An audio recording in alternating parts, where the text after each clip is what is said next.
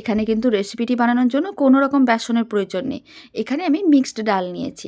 Mixed ডাল কিন্তু আপনারা যে কোনো সুপার মার্কেট বা মুদিখানার দোকানে পেয়ে যাবেন।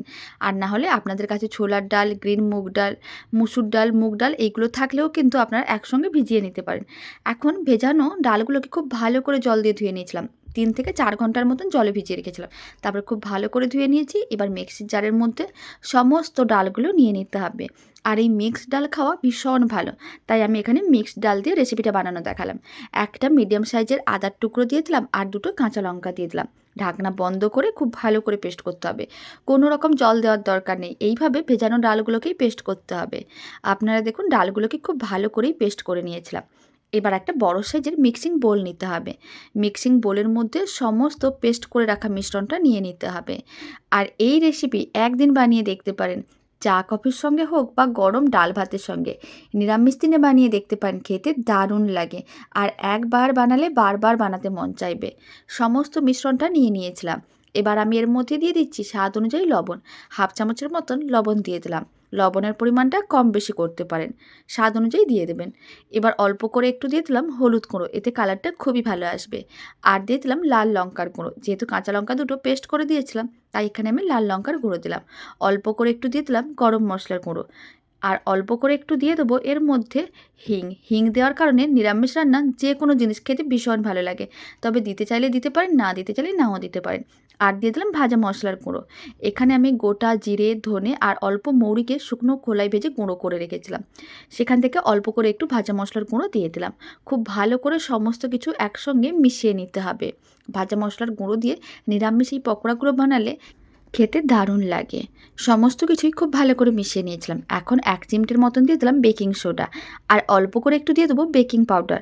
অল্প করে একটু বেকিং সোডা আর পাউডার দিলে পকোড়ার ওপরের দিকটা অনেক বেশি মুচমুচে আর ক্রিস্পি হবে, দেখতেও দারুণ লাগবে। এখন অল্প একটু চিনি দিলাম।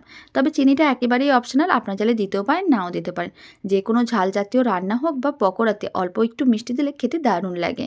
খুব ভালো করে সমস্ত কিছু মিশিয়ে নিতে হবে। মিশ্রণটাকে 2 থেকে 3 মিনিট খুব ভালো করে ফেটিয়ে নিতে হবে। যখনই দেখবেন মিশ্রণটা খুব ভালো করে ফেটানো হয়ে গেছে, মোটামুটি 2 থেকে 3 মিনিটের মতন ফেটিয়ে নিলেই মিশ্রণটা রেডি হয়ে যাবে। এখানে মোটামুটি 2 থেকে 3 মিনিট হয়ে গেছে। আপনারা দেখুন মিশ্রণটা কিন্তু বেশ ফ্লাফি হয়ে গেছে, দেখেই বোঝা যাচ্ছে। এইভাবেই মিশ্রণটাকে খুব ভালো করে ফেটিয়ে নিতে হবে। এখন মিশ্রণটার মধ্যে আমি দিয়ে দিচ্ছি সেদ্ধ করে রাখা আলু। আর আলুগুলোকে আমি আগে থেকে সেদ্ধ করে রেখেছিলাম। 2টো আলুকে, মানে মিডিয়াম সাইজের 2টো আলুকে সেদ্ধ করে রেখেছিলাম। সেই আলুগুলোকে নিয়ে এইভাবে হাত দিয়ে ছোটো ছোটো টুকরো করে ভেঙে দিতে হবে। এতে দেখতে যেমন সুন্দর লাগবে, খেতেও দারুণ লাগবে। তবে আপনারা চাইলে আলু দিতে পারেন, নাও দিতে পারেন, তবে আলুটা দিলে খেতে অনেক বেশি ভালো লাগবে, দেওয়ার চেষ্টা করবেন। অল্প করে একটু লবণ ছড়িয়ে দিলাম। এখন সমস্ত কিছু আবারও ভালো করে মিশিয়ে নিতে হবে। তবে আলতো হাতে খুব ভালো করে মেশাতে হবে যাতে আলুর টুকরোগুলো ভেঙে না যায়। এইভাবেই কিন্তু আস্তে আস্তে করে মিশিয়ে নিতে হবে যাতে আলুর টুকরোগুলোর গায়ে মিশ্রণটা এইভাবেই কোট হয়ে যায়। তাই খুব আলতো হাতে খুব ভালো করে মিশিয়ে নিতে হবে। খুব ভালো করে মেশানো হয়ে গেছে। আপনারা দেখুন আলুর টুকরোগুলো খুব ভালো করে কোট করে নিয়েছি। মিশ্রণটা একেবারেই রেডি। এবার মিশ্রণটাকে এক সাইডে রেখে দিতে হবে আর পকোড়াগুলো ভেজে নিতে হবে। বৃষ্টির দিনে হোক বা চা কফির সঙ্গে, আর না হলে নিরামিষ দিনে গরম ডাল ভাতের সঙ্গে এই পকোড়া একদিন হলেও বানিয়ে দেখতে পারেন, দারুণ লাগবে খেতে। একটা কড়াইকে গ্যাসের ওভেনের উপরে বসিয়ে দিয়েছিলাম। কড়াইয়ের মধ্যে আমি বেশ কিছুটা পরিমাণ সাদা তেল দিয়ে দিলাম। এখন ফ্লেমটা মিডিয়াম টু হাইতে রেখে তেলটাকে খুব ভালো করে গরম করে নিতে হবে। যখনই দেখবেন তেল খুব ভালো করে গরম করা হয়ে যাচ্ছে, এইভাবে কিছুটা করে মিশ্রণ নিয়ে নেবেন। আর অল্প অল্প করে গরম তেলের মধ্যে দিয়ে দিতে হবে। আর আলুর টুকরোগুলো কিন্তু এরকম গোটা গোটা রাখতে হবে, একেবারে আলুর টুকরোগুলো ভাঙা যাবে না। বেশ কিছুটা মিশ্রণ আমি গরম তেলের মধ্যে এইভাবে অল্প অল্প করে দিয়ে দিচ্ছি। আর ফ্লেমটা মিডিয়াম টু হাইতেই রাখতে হবে। তাহলে পকোড়ার নিচের দিকটা অনেক তাড়াতাড়ি লাল হয়ে যাবে, তাহলে আর ভেঙে যাবে না। আর যদি ফ্লেমটা মিডিয়াম বা লোতে থাকে তাহলে কিন্তু পকোড়াগুলোর নিচটা আটকে যাবে কড়াইয়ের মাঝখানে, আর কিন্তু পকোড়াগুলো উল্টানোর সময় ভেঙে যেতে পারে। তাই ফ্লেমটা এইভাবে হাইতে রেখে দিতে হবে। এখন কিন্তু পকোড়াগুলো প্রায় 1 মিনিট হয়ে গেছে, এইভাবেই রেখে দিয়েছিলাম। আপনারা দেখুন উল্টো দিকটা কিন্তু হালকা লাল হয়ে গেছে। এবার ফ্লেমটা মিডিয়ামে করে দিতে হবে। এবার মিডিয়াম ফ্লেমে পকোড়াগুলোকে উল্টে পাল্টে বেশ লাল লাল করে ভেজে নিতে হবে।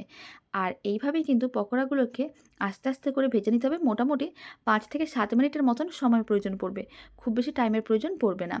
আর উল্টে পাল্টে বেশ লাল লাল করে ভাজতে হবে, তাহলে পকোড়ার ওপরের দিকগুলো অনেক বেশি মুচমুচে আর ক্রিস্পি হবে, খেতে দারুণ লাগবে। দেখতে যত না সুন্দর হয়, খেতে তার থেকে অনেক বেশি ভালো হয়। মোটামুটি 7 মিনিট হয়ে গেছে। পকোড়াগুলোকে উল্টে পাল্টে বেশ লাল লাল করে ভেজে নিয়েছিলাম। এবার পকোড়াগুলোকে তুলে এক সাইডে রেখে দিতে হবে। আর আপনারা দেখুন পকোড়াগুলো দেখেই বোঝা যাচ্ছে কতটা মুচমুচে হয়েছে। খেতেও ঠিক ততটাই ভালো হয়। সমস্ত পকোড়াগুলোকে তুলে এক সাইডে রেখে দিচ্ছি। আর বাকি যে মিশ্রণটা আছে সেই মিশ্রণটা দিয়ে একইভাবে পকোড়াগুলো রেডি করব। তার জন্য ফ্লেমটা আবারও একইভাবে হাইতে করে দিলাম। বেশ কিছুটা মিশ্রণ অল্প অল্প করে নিতে হবে আর এইভাবে কিন্তু গরম তেলের মধ্যে দিয়ে দিতে হবে। বেশি মিশ্রণ একসঙ্গে দেওয়া যাবে না, এইভাবে অল্প অল্প করে মিশ্রণ গরম তেলের মধ্যে দিতে হবে। তারপরে একইভাবে হাই ফ্লেমে 1 মিনিটের মতন রাখতে হবে। 1 মিনিট পরে পকোড়াগুলোকে একটু উল্টে পাল্টে নিতে হবে। তারপরে ফ্লেমটা মিডিয়ামে রেখে 7 মিনিটের মতন পকোড়াগুলোকে উল্টে পাল্টে ভেজে নিতে হবে।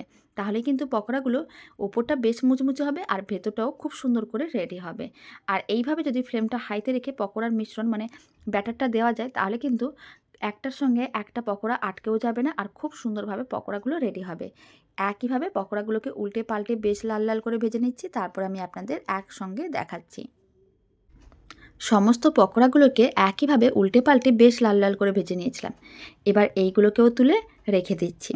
আর এই দারুণ স্বাদের মুখরোচক রেসিপিটা শেষ পর্যন্ত দেখার জন্য আপনাদের অসংখ্য ধন্যবাদ। ভালো লেগে থাকলে আপনারা যদি ফেসবুক থেকে রেসিপিটা দেখছেন পেজটিকে ফলো করে নেওয়ার অনুরোধ রইল। ইউটিউব থেকে দেখলে চ্যানেলটি সাবস্ক্রাইব করে নেওয়ার অনুরোধ রইল।